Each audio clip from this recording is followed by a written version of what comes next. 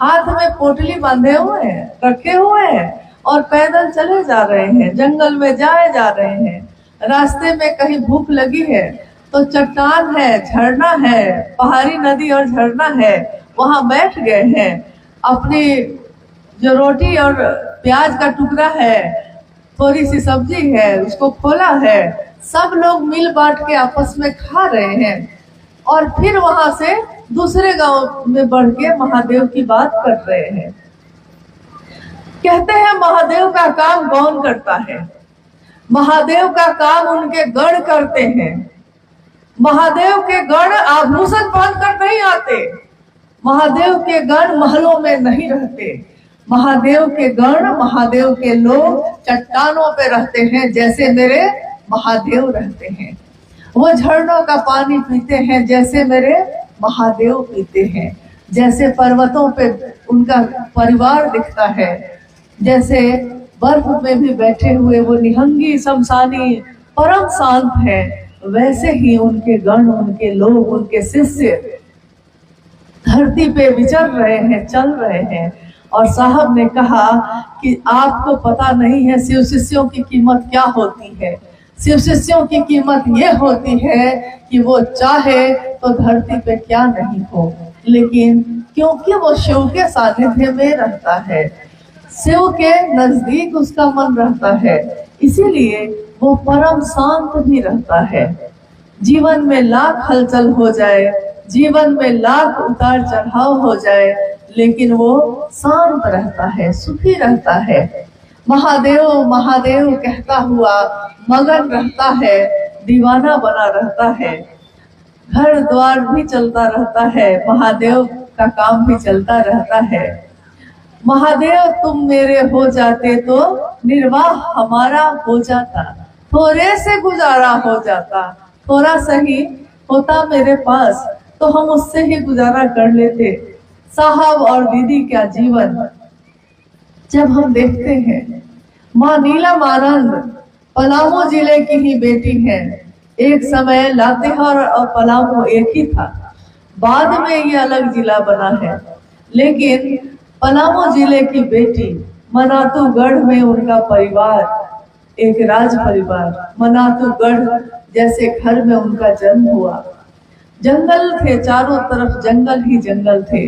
जब साहब का विवाह हुआ माँ नीलम आनंद जी से, तो साहब हमेशा ये सब बताते कि उनके घर के चारों तरफ जंगल ही जंगल था, यहाँ तक कि हिरन बाघ तक नजदीक में आ जाते थे। घर के लोग छतों से देख सकते थे, यानी प्रकृति में बसा हुआ वो घर।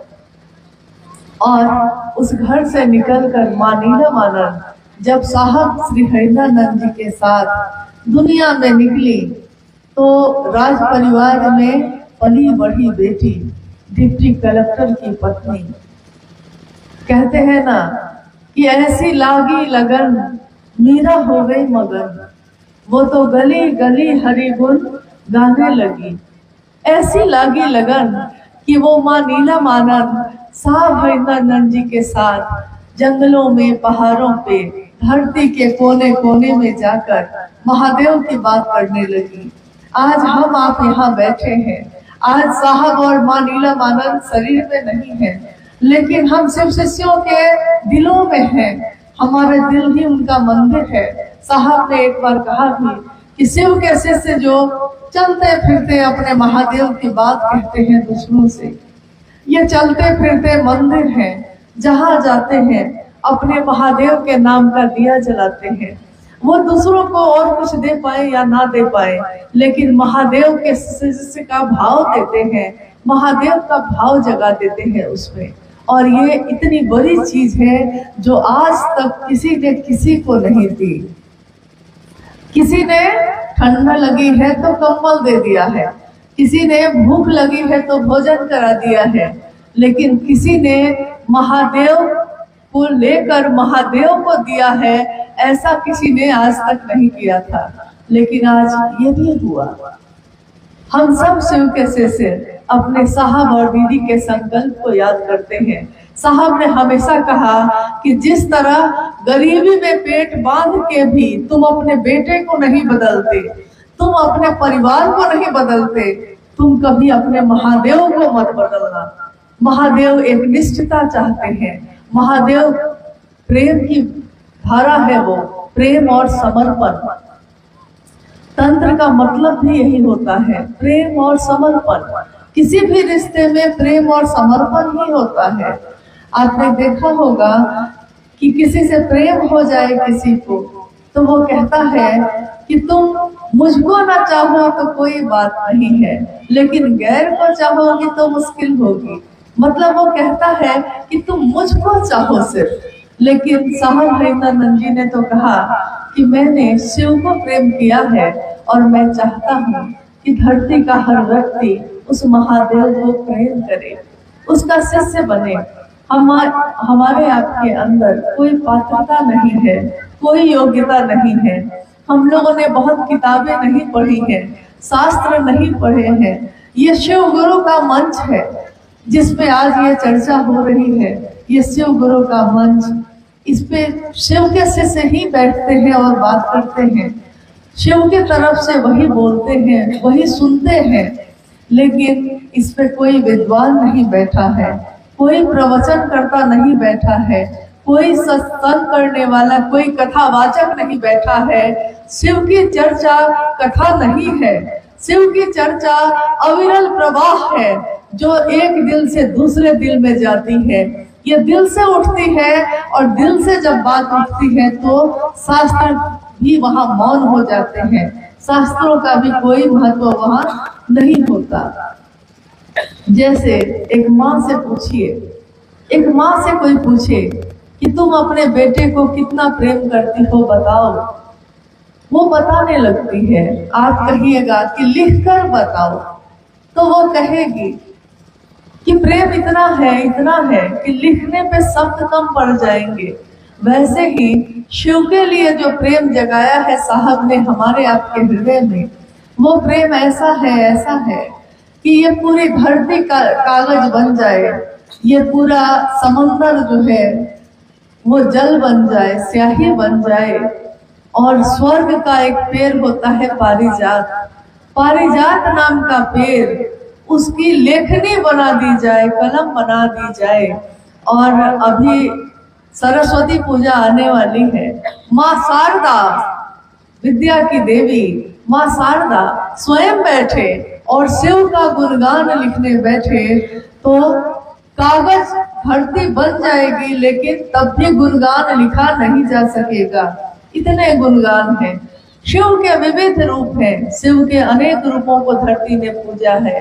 नीलकंठ है वो, त्रयंबकम है वो, पिनाकी भी है।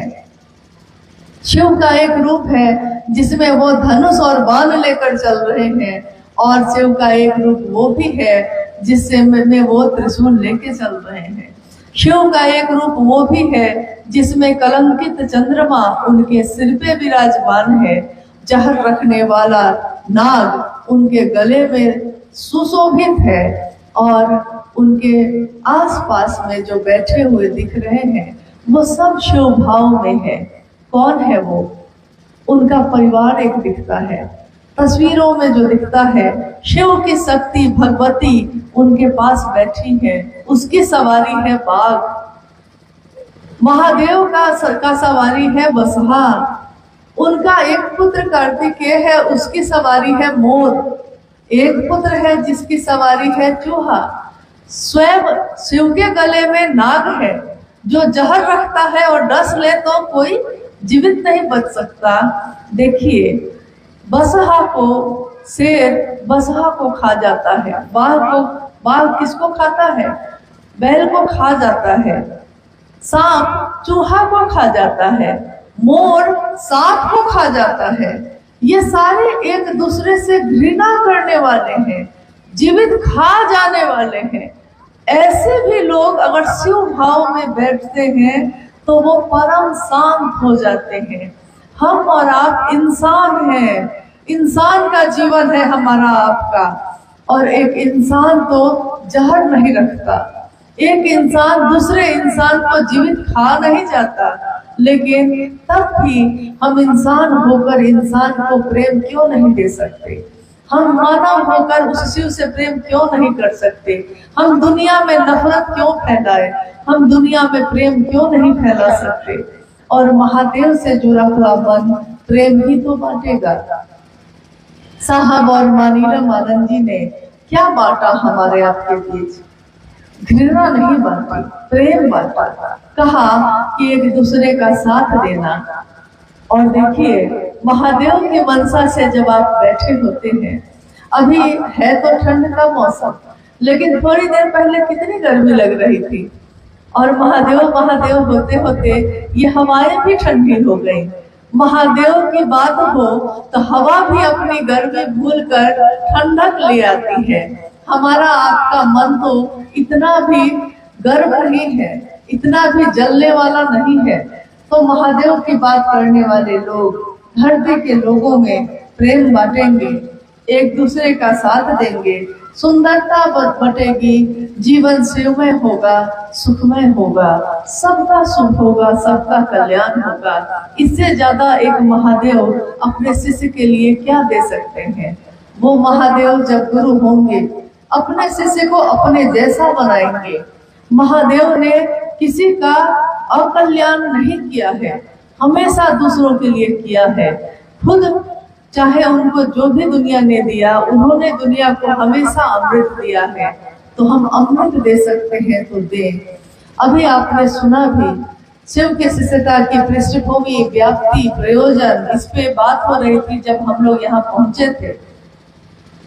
शिव की शिष्यता, साहब ने आखिर शिव को गुरु क्यों बनाया? क्या मिलना था उनको? क्या महादेव उनको इस धरती पे जो पैसे हैं वो देने वाले थे? क्या महादेव इस धरती के सोना चांदी देने वाले थे? क्या महादेव लंका सोने की बनाकर महादेव अपने शिष्य को देने वाले थे? ऐसा कुछ भी नहीं था।